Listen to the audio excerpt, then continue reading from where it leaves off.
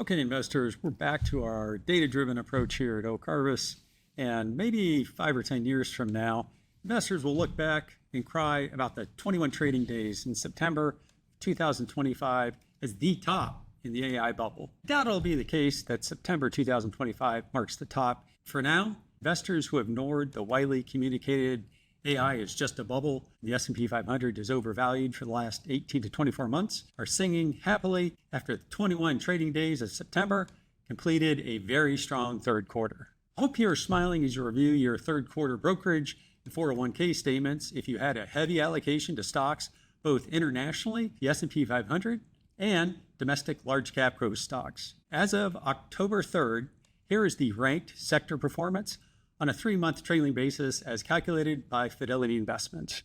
Investors, this was near a historic third quarter for stocks, particularly the combined returns of August and September, which historically amount to nothing net over the 2 months, with August usually being up with most years, but being erased by a down September. Here's the chart from Carson showing third quarter returns since 1970. As September is historically the worst month of the year for stocks, how off-footed were those that traded only on negative seasonals for September? Well, it was the best September in 15 years and the second best going back 27 years. Another great chart from Carson showing a September to remember returns for the last 55 years. S&P 500 gained about 3.5%, the NASDAQ 100 gained about 5.25%, and the SMH Semiconductor Index gained an astounding 12.5% on the month. On the month, not the quarter or the year, the month of September. Here are those 3 charts for September on those indexes. Investors,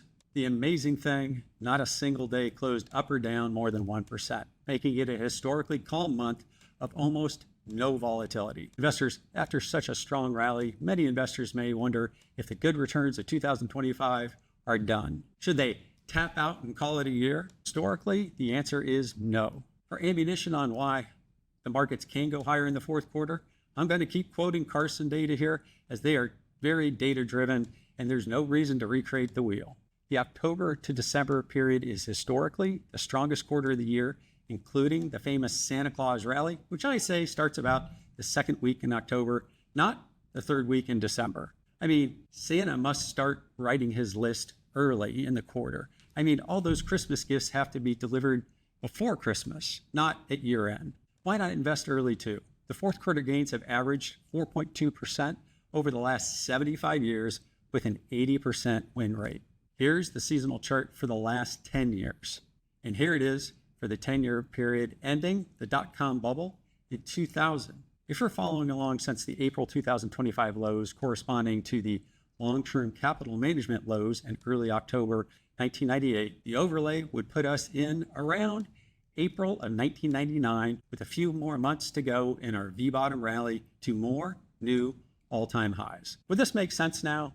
To me, the answer is yes. No one still gets in. The presidential cycle in investors' favor in the fourth quarter in the first year of a presidential cycle, leaning very positively, averaging 3.8% gain with a about 78% win rate. And finally, enters, remember, new all-time highs are bullish, not bearish, as most financial commentators tend to discuss in tone on TV. Even more telling, when September has been strong, historically, fourth quarter leans even stronger. Looking back at these historical periods, yes, they include the often mentioned dot-com bubble in the late 1990s. However, I must point out that the corresponding times back then were not the end of the dot-com bubble, but rather mid-run-up in 96 and 98, not near the top, in 99, 2000. As I've discussed since mid-April, V-bottom moves and seasonal historic rallies says the rally in stocks isn't over. We've covered the data the last few months on this. Go check out our prior videos on the topic. Since we continue to mirror the same pattern back during dot-com almost to the day and week in the S&P 500, I'm going to go back once again to the dot-com AI cycle overlay and look at sector performance in the second quarter of 99 through the first quarter of 2000. Recall mapping out a similar move since the V-bottom low in April would project an S&P 500 target around 7,200 in the first quarter of next year and 7,300 to 7,400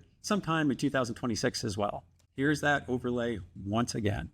It says a pause or minor pullback is likely in the fourth quarter, but it should be bought not sold. Today, the AI build-out is leading. These relative strength groups may pause for a few weeks after their stellar September's and third quarter performance, but they will likely continue to work in the months ahead. Throw in some down-and-out healthcare and energy names and material names who've been beating numbers, but whose values have been cut in half by government and economic growth fears. Investors, why not be prepared in advance of the fourth quarter of 2025 to hear about the chase for performance into year-end before it takes place? Investors, if the V-bottom pattern continues in its historical path, which I expect some weakness into October month end on repositioning and institutional tax selling, and maybe the first few days of November, which should be bought. V-bottoms historically don't have extended or deep pullbacks in percentage terms until after the 10th or 11th month, as you approach a year holding period for those investors who bought at or near the lows. Regardless of the path of the economy and the financial markets in the next few months, the investment team at Oak Harvest will be here, manning the ship. And until next week, have a blessed weekend and know the Oak Harvest team is doing what we can to plan for you and your family's future, regardless of what stage you're at in your career or in your retirement.